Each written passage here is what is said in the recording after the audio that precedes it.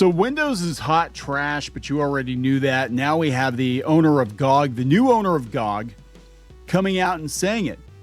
And most of the games that they sell are for Windows. So this is pretty interesting stuff. This is coming from PC Gamer. GOG's new owner can't stand Windows either. It's such poor quality software. I can't believe it. He's just like me, for real. Yeah, so let's talk about this. Before you get into it any further, please subscribe for more pop culture news, views, and rants. Guys, go out to more.clownfishtv.com. That's more.clownfishtv.com. We've been talking a lot about Windows 11 lately. A lot of people hate Windows 11. We have machines that run Windows 11. It's okay if you debloat it, but honestly, Linux Mint is 100 times better. And I think the reason that people haven't jumped ship for Linux Mint is that Windows has a lot of applications. Obviously, they don't run natively in Linux, but I think that will change. I mean, we've got entire countries that are jumping ship to Linux. South Korea, the South Korean government is switching over to Linux because Windows 11 is the piss poorest of the piss poor software. It is so far one of the worst versions of Windows ever.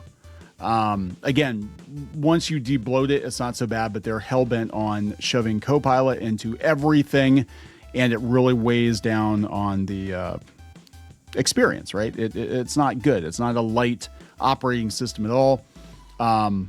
Previously, that title, I believe, for the piss poorest was held by Windows 8, which I still hate to this day. 8.1 was a slight improvement, but 8's awful. But anyway, Windows sucks feels like one of the most uncontroversial statements you can make online these days between AI guff, constant upselling. Would you like to purchase an Office 365 subscription? Okay, I'll ask again tomorrow. Yeah, they're actually advertising, like shoving ads in your faces and stuff. There's software out there that you can download that will take care of that problem. And if you get rid of the bloat and the adware and the spyware and the whatever garbage that Microsoft wants to shove in your face, Windows 11 is actually pretty usable. But, if you have the opportunity to jump to Linux, I highly recommend it. They said there are a myriad of other reasons to be sick to the back teeth of Microsoft. It kind of feels like we're all trapped beating on the glass of an OS, determined to make itself worse with every update. They said, I'm not. I installed Linux. Good man. At least it's not just you and me. Over the course of a wide-ranging chat about GOG's now independent future, I asked new owner, is it Michael Kaczynski, managing director? I cannot pronounce these names. They're Polish. I can't pronounce his name. Is it Macia Golubowski? I have no idea. Anyway, the GOG people, right? If the storefront had much interest in ongoing backlash against Windows and gamers' embrace, however small, of Linux, I got two answers. The first was straightforward. Yes, we are. In fact, GOG has made Linux one of the things we've put in our strategy for this year to look closer at. Alas, that's pretty much all the detail he's willing to give. I don't want to commit to any specifics, but certainly you will see this trend. And we also see that Linux is close to the hearts of our users, so we probably could do better on that front. That's something we're looking at. Okay, well, whatever. I'm really surprised at Windows, said Kaczynski. It's such poor quality software and product, and I'm so surprised that it spent so many years on the market. I can't believe it. Well, yeah, they've had no real competition, right? I mean, every PC pretty much comes pre-installed with the latest version of Windows. And, we used to have a lot more options, or at least we had more options. I talked about the GEOS in another video, and that brought back some memories. It's still out there, by the way. It's open source. You can develop GEOS and party like it's 1992, if you want to, if you're so inclined. For his part, Kaczynski switched to Mac. But I sometimes have to fix my mom's computer or my father's computer with Windows, and it's like unbelievable. So I'm not surprised that people gravitate outside the Windows ecosystem. It's not the best ecosystem. Unfortunately, most of the games that they archive are Windows or DOS-based games. Hopefully they could maybe have a built-in emulator, which is something that, Steam does. It's got a compatibility layer. That would be pretty cool. They said, boy, ain't that the truth.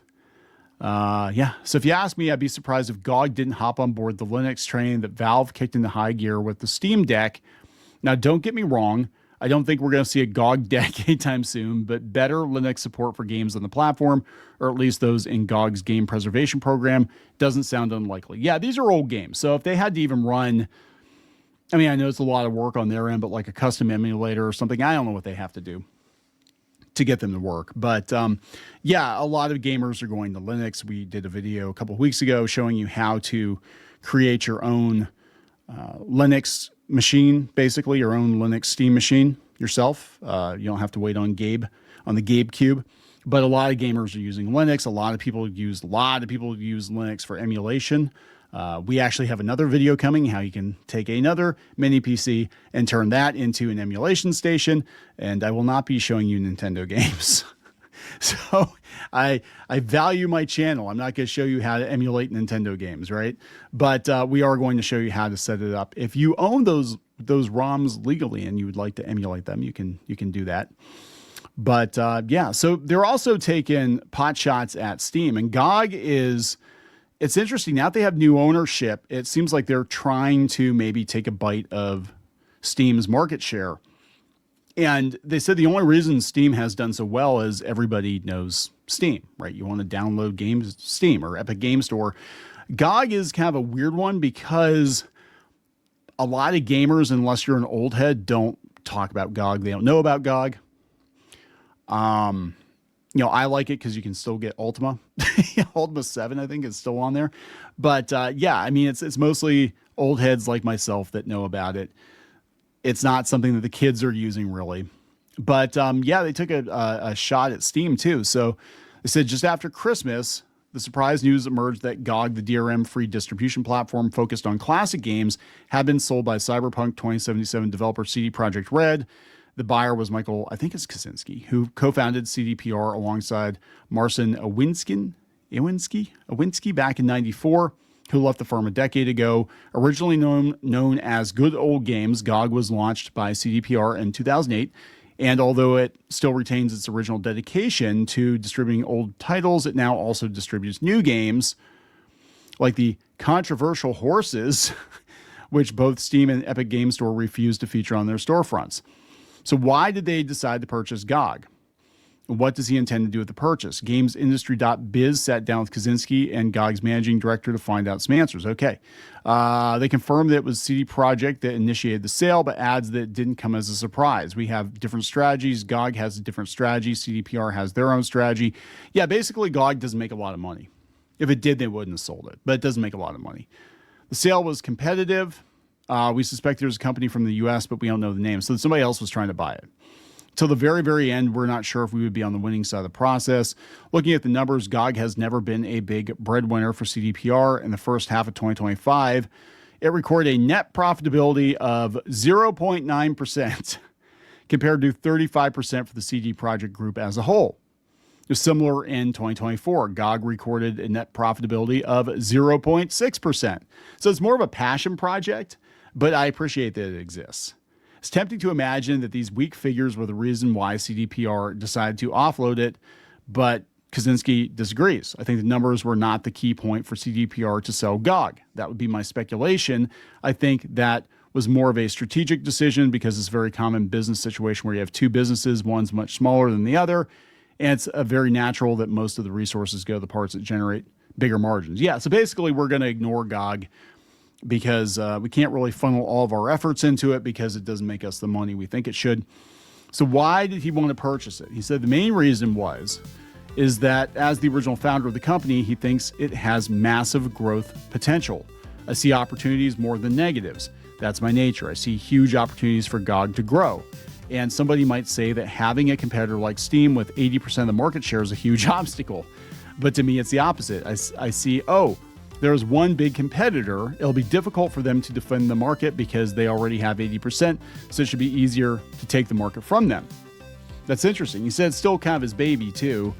But yeah, I mean, that's true. I think people are looking for alternatives to Steam, especially with the censorship. And GOG actually will host games that, Steam, like they said, Steam will not. So that might change, though, if they get more investors or whatever, or the banks get involved. They tend to be very squeamish about these things. But I just thought it was really interesting. It was very, very interesting to have him come right out and say, yeah, Windows is hot trash, right? Like, everybody knows it. Everybody knows it. I think it's crazy. But anyway, I'm going to wrap this one up. Please subscribe for more pop culture news, views, and rants. We'll talk later.